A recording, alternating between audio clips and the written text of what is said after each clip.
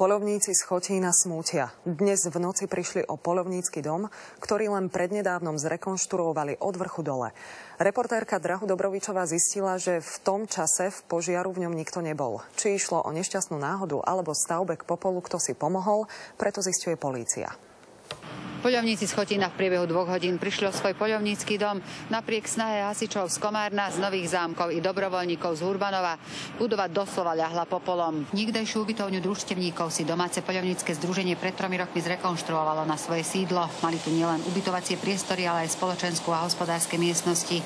Budova bola po príchode hasičov celá v plameňoch, oheň sa cez drevotrieskové steny šíril veľmi rýchlo.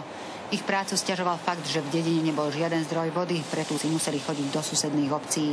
Nič z budovy vrátane drevárskej dielne, ktorá sa nachádzala v zadnej časti, sa nepodarilo zachrániť. V poľovníckom dome zhorelo okrem trofejí kompletné zariadenie, 2 vrhače asfaltových olubov i mrazničky plné diviny. Príčiny požiaru budú známe až po prešetrení.